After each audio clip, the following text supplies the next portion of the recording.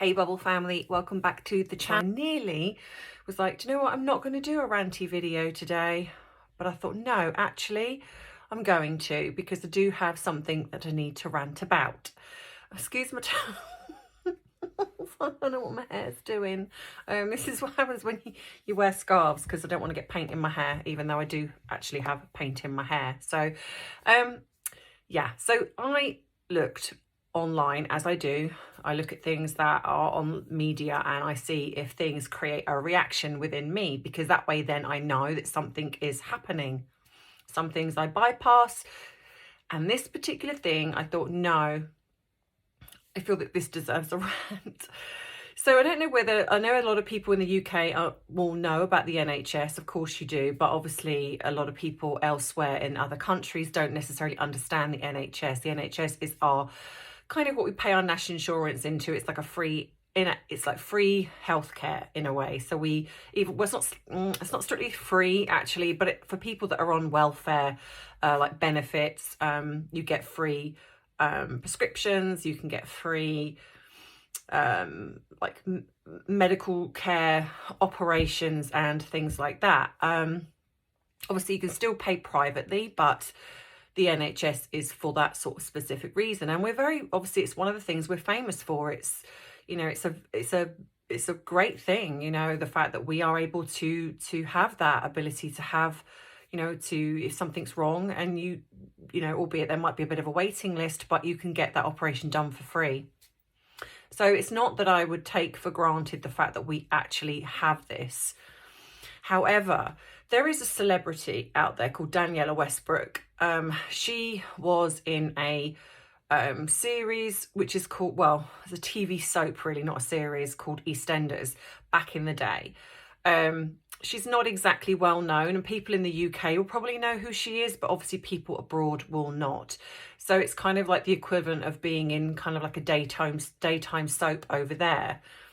But this person has publicly spoken about the fact that she has abused drugs, Class A drugs and other paraphernalia, most of her life, from obviously I think being in EastEnders to, well, not recently, because obviously I think she's kind of gone into rehab and she's better now. Anyway,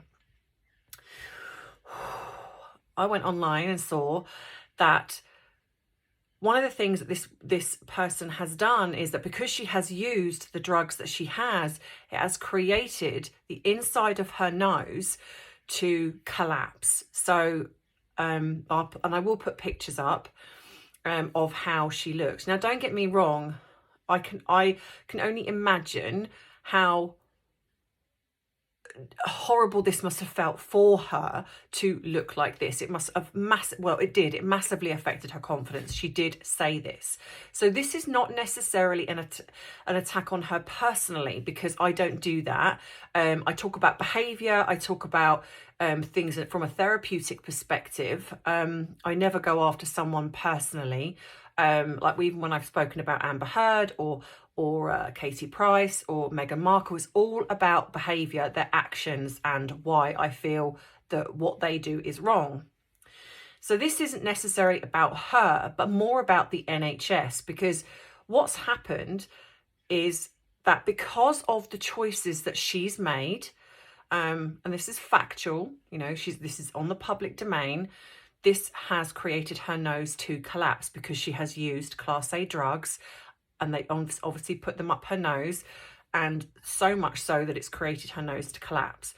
So what has happened is the NHS have allowed her to have reconstructive surgery for free, and this would equate to about £500,000 in surgery. They equated this to money if she was having it done privately, to have this facial reconstruction to rebuild her nose.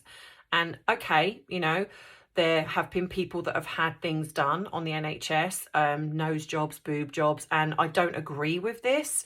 Unless it is something that, like I say, it's really, really affecting somebody's mental health, absolutely.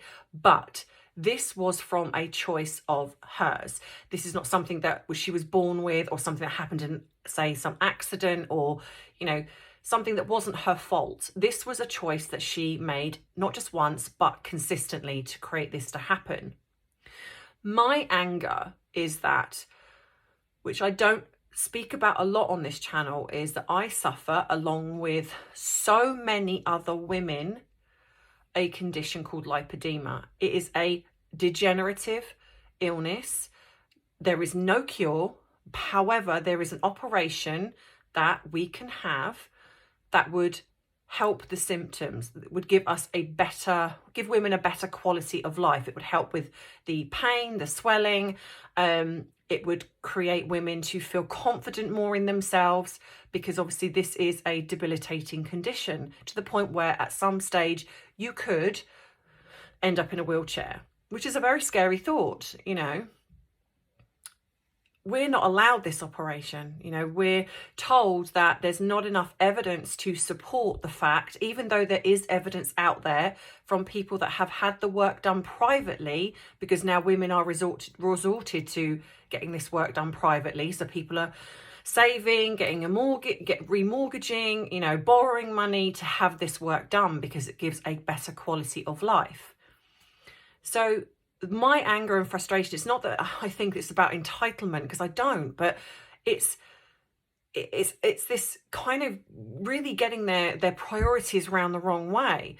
You know, I started a petition, I think last year or the year before, and it reached, I think, nearly 50,000 signatures, you know, asking for the government to really look into this, because it's not fair and it's not right that somebody like Freudian. I don't know what that was. I was going to say Daniela Westbrook has had this operation done. And like I say, this is not about attacking her personally, but I just feel that, again, this is factual. She made these choices, and, you know, if she wanted to get this work done, then to me, she should have borrowed the money, or possibly, because she's a celebrity, she might have even had the money to get this work done, but she's got it done for free on the NHS, which would have meant, you know, the amount that it costs for the surgery for women with lipedema is between 5,000 and 10,000, which is, you know, I mean, all right, collectively, I know that's still a lot of money, but you are spacing this out. You know, not everyone is going to get this done at the same time. And I just don't understand. I just don't understand how they create their figures. And it's not just about women that have lipedema. There are people waiting for surgeries. You know, there are people that are waiting for life-threatening surgeries that have been put on hold due to the worldwide bug. You know, there are people that are being told no or turned down for things because they say the NHS haven't got the funds. And so it's not just about people like myself who have this condition.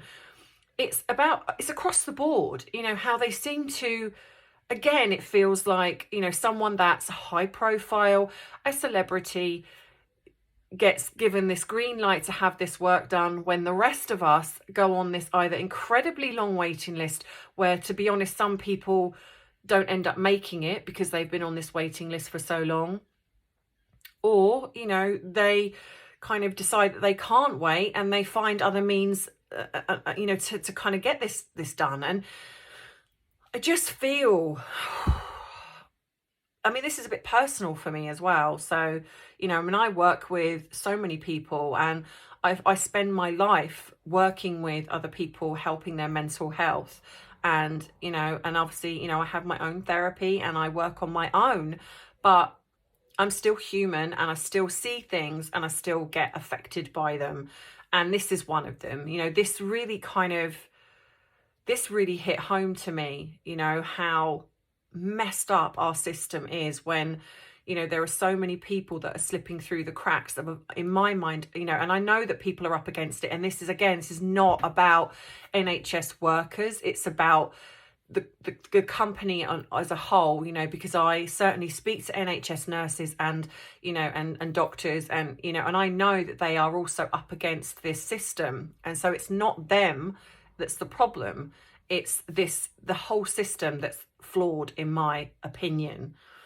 you know. So, you know, I certainly hold my hat off to NHS workers, you know, mental health workers, any people that really just strive to make someone's life a bit better, a bit easier, when you're battling against this kind of red tape that we have.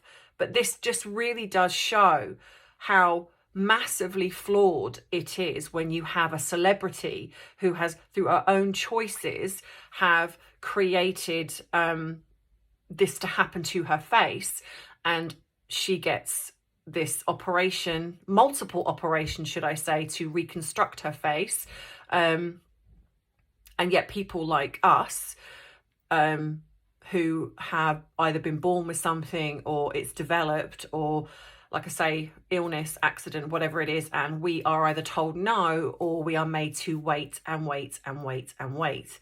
And it just feels so wrong.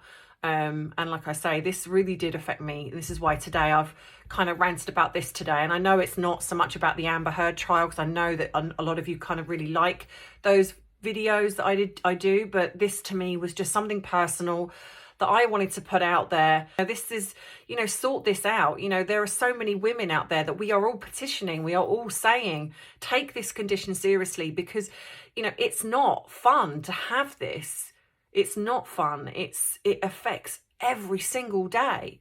You know, when I go to bed at night, you know, I have burning cramp in my legs because of the fact that with my job, I sit on my chair a lot with my job, with the channel. You know, I have to walk around, and, you know, but at night time, it's like, I really do get affected by this. And I'm sure there are women that are probably going to watch this video that are going to say, agree with you. You know, this is, it's so painful at times. And the summer is our worst nightmare because, you know, the hot weather creates the swelling to be worse. And like I say, I haven't really spoken in length about this condition because it's private to me, and it doesn't reflect on what I do here.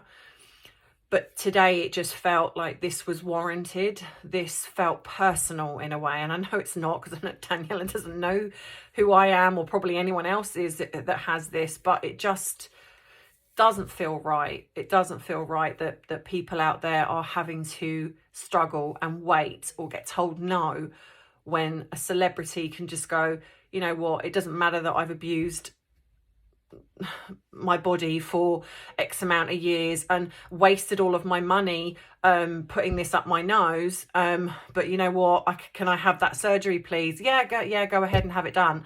You know, it's not, to me, it's not okay. So, you know, I've spoken before about the stuff with Katie Price, you know, and how I feel about that, you know, and it just kind of feels like, again, it's this similar rule of thumb that celebrities seem to just get away with things. And in my mind, they shouldn't. I feel like if you do something like that, then, you know, you should have been at least made to pay for some of it, not all of it. So yeah, so there we go. So that's my rant today, guys. I'm sorry if you were expecting one about Amber Heard and Johnny Depp. I am actually at the moment looking at some video footage of the court case, the trial, and I am going to do a little bit of an in-depth look at Amber's behaviour in reflection to Johnny's behaviour, and that's going to be coming next week. So this is going to be a particular piece of footage that I saw that I thought was very, very telling in how her body language is, and how she, in my eyes, is not being honest. And I will explain why I feel she's not being honest in reflection to Johnny Depp. So hopefully that will also help you going forward in understanding how people, the way they can lie and manipulate, and it can be believable, you know. So, you know, but if you see the telltale signs, you know, and you can see through them. So that will be coming next week. I'm going to kind of do a little bit more of an in-depth thing with Johnny Depp and Amber Heard next week. So don't forget, tomorrow night at 7 p.m, I will be doing my live Real Talk with Trev, which we'll be doing every Friday. I know, so I hope that you join us then. And I will also be doing my competition details tomorrow. So please make sure you check this video. Make sure that you are subscribed to the channel. because I will be checking to see if you are a long-term subscriber to my channel. So please make sure that you remember to do that, because obviously I want to do this for people that are loyal to me, that have supported me. So if you want to enter this competition, please make sure you watch that video so you get the details, because obviously this is to do with the Platinum Jubilee, and obviously I wouldn't want you to miss out on getting some good stuff. So yeah, so I hope you all are enjoying your Thursday, and as always, I love you, I respect you, and stay amazing, and I will see you tomorrow. Thank you, Bubble family. Bye.